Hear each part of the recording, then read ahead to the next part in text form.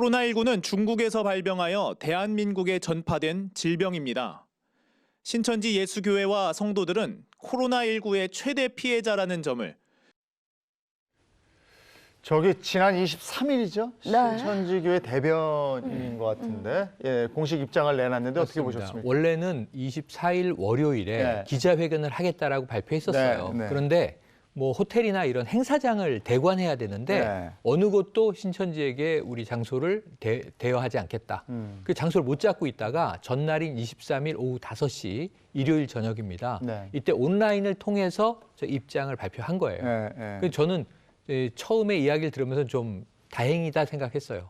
왜냐하면 여기서 강하게 이 종교 탄압이다 이러면은 네. 시끄러워졌을 텐데 그래도 지금 우리도 피해자다. 우리 신도들이 감염되고 있지 않느냐. 중국에서 들어온 바이러스인데 우리가 발원지도 아니지 않느냐. 이런 해명을 하면서 어쨌든 정부에 최대한 협조하겠다 그랬는데 협조가 아마 우리 국민들의 기대만큼 잘 안 이루어진 것 같습니다. 네. 예를 들어서 경기도는 이재명 지사가 강제로 과천에 신천지 본부교회가 있거든요. 네네. 압수수색하다시피 네. 압수수색은 아닙니다. 수사권 발동은 아니기 때문에 강제 역학조사에 들어갔어요.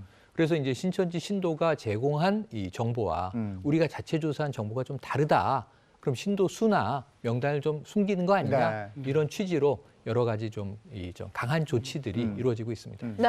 이게 지금 우리 지금 뭐 보셨던 것처럼 이 발표 입장문에서 이제 문제가 됐던 게 이제 우리도 피해자다라는 이제 표현인데 그런 표현보다도 오히려 조금 더 자료를 제출해라 그래서 제출하는 것이 아니라 먼저 이 교인들의 동선을 파악하는 게 이쪽 측에서 하는 게 훨씬 더 편하고 빠르고 정확하잖아요. 먼저 제출했으면 얼마나 좋았을까. 그리고 이런 것들이 조금 더 빠르게 일어났다면 지금의 감염 확산의 속도나 범위는 좀 다르지 않았을까라는 좀 아쉬움이 있죠. 네, 맞습니다. 특히나 말씀해 주신 그 동선 파악이 굉장히 중요한 게요. 신천지 대구교회와 신천지 대구교회 아래에 있는 청도 대남병원에서 나온 확진자가 711명, 그리고 사망자도 7분이나 되죠. 네.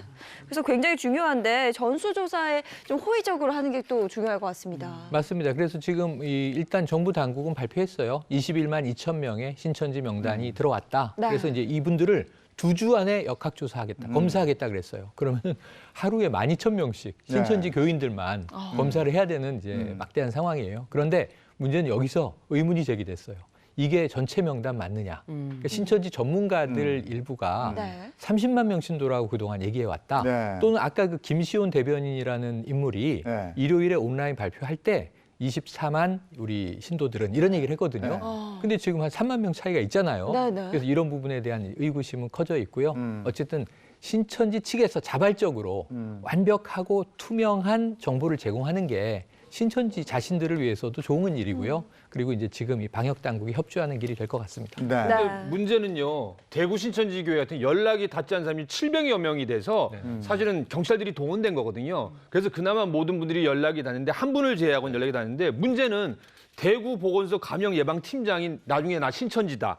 또 교도관이 또 나 신천지였다. 맞아요. 그리고 중요한 거는 간 수술을 마친 딸이 맞아요. 사실은 저 신천지에 대해서 그때 또 간염 확진도 되고 나중에 말했죠. 이게 사후가 되니까 이게 문제가 생기는 거고 불안이 커지는 거거든요.